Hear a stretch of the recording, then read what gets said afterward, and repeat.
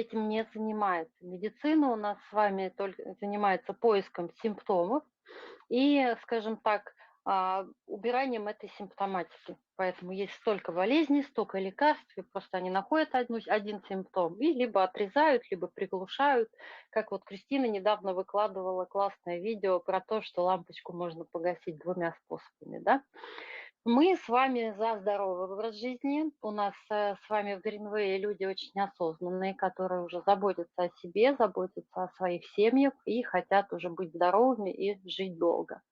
Для этого мы с вами должны помогать им правильно организовывать свою жизнь. Ну, духовную и эмоциональную сторону мы с вами оставим психотерапевтам, психосоматики этими занимаются, а мы оставим с вами только наше с вами вот здоровье, как я люблю говорить, тушка, да? Наша тушка – это дом для нашей с вами души. Вот чтобы она была здорова, должна быть здорова и счастлива каждая клеточка в организме. Значит, смотрите, вопросы питания сейчас стоят очень остро. На эту тему говорится много и долго. Сейчас я не буду в это углубляться. Но все, что попадает в наш организм, становится нами. Да? Это то, что мы кушаем, собственно, то из этого мы и состоим. Наши клеточки делятся постоянно. Одни клеточки умирают, на их место приходят другие клеточки.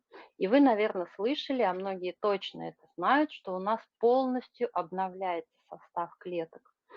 Вот в сфере нутрициологов и тех, кто занимается таким естественным здоровьем, всех вот школ здорового образа жизни, долголетия, в которых я в том числе училась в восточных практиках, там самая общая такая периодичность дается, что полностью тело человека от клеточки до клеточки заменяется за 7 лет.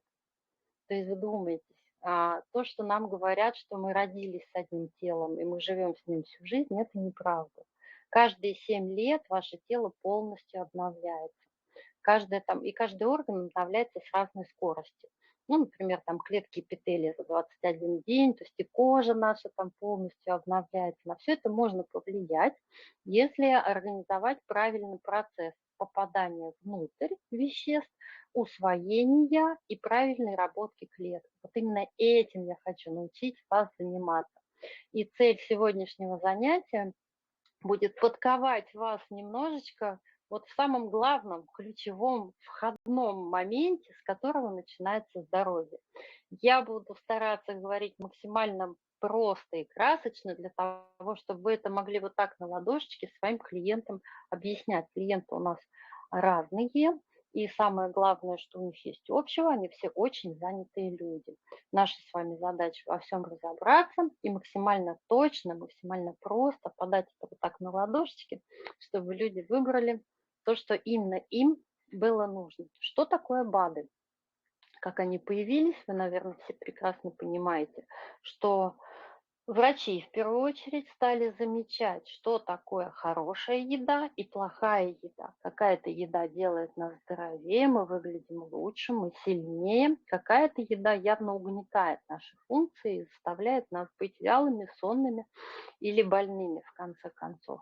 Поэтому диетология занимается делением еды на подбор то, что нужно и не нужно. То, что в холодной стране, там, эскимосов, мы будем с ними сегодня говорить про них, то, что полезно для них, обилие жиров, да, сало, жирная рыба, это нужно им, чтобы их тело согревалось. Это совершенно не нужно там, человеку в южных полосах, возьмем тот же Кавказ, где мясо, трава и легкие овощи. Вот этим всем занимается диетология.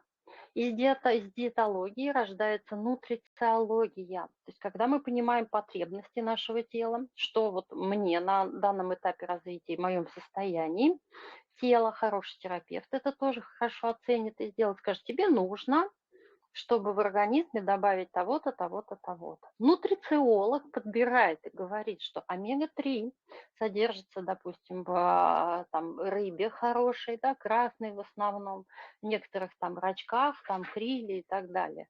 И мы, значит, я такая счастливая, бегу в магазин покупать там семгу или что-то, прибегаю домой, или там карпика жирного, запекаю, кушаю, и думаю, что у меня появляется омега-3.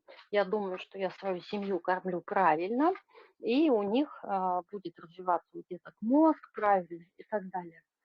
каждый человек не может освоить весь объем информации. Вы, например, не можете знать каждый микроэлемент, что выполняет. Связи очень сложные.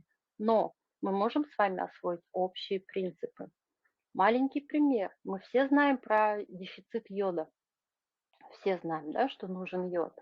Самый простой тест. Вы берете ручку себе или ребенку, мажете йодом и смотрите, за какое время йод впитывается. Ну, вообще, если за ночь вы встали подчистую и дефицит есть, очень жесткий дефицит, это когда 2-3 часа, у многих всасывается прямо на глазах. Считается, что если за ночь не всосалось, то вашему организму йода хватает. Так вот, вдумайтесь, тироксин – это основной, ну, можно сказать, половой гормон такой созревания и роста клеток, он очень важен. Это вообще один из гормонов поджелудочной железы. Самое главное, он состоит из 4 молекул йода. Из 4 молекул йода. Нет йода, нет чего гормонов и, соответственно, все сбои. Посмотрите, сколько у нас там проблем с щитовидками. Я этот ставлю тут троеточие, чтобы не отвлекаться. Мы приходим к тому, что диетолог отправил к нутрициологу. Нутрициолог уже нам говорит, тебе нужно кушать, там, допустим, рыбу, зеленые там овощи и все остальное. Мы кушаем, и мы думаем, что там все есть. Но нет. Спустя полгода, например, симптомы какие-то не уходят. Железодефицитная анемия не уходит, усталость, сонливость. И мы настолько с вами привыкли жить вот в состоянии той же иммунодепрессии, то есть уже нормально стало в течение года болеть 5-6 раз, хотя многие раньше там не болели больше там раза в год, что это становится нормой. Давайте изменим этот мир, это точно не норма, и можно сделать лучше. Первое. И самое главное, с чего я хочу сегодня начать. Медики врут, когда говорят, что можно что-то добавить. То есть если мы возьмем стакан молока, нальем воды, если после этого еще сильнее нальем воды, сколько бы много вы ни лили, сколько бы ни выливалось в стакан чистой воды, у вас вот такого состояния не получится. То же самое с какими-то нехватками веществ. Взять и просто натолкать их какой-то в чистом виде, как пыталась сделать медицина изначально, или как делали там в деревнях. Я знаю, что там какие-то гвозди в яблоки заталкивали, чтобы железо окислялось.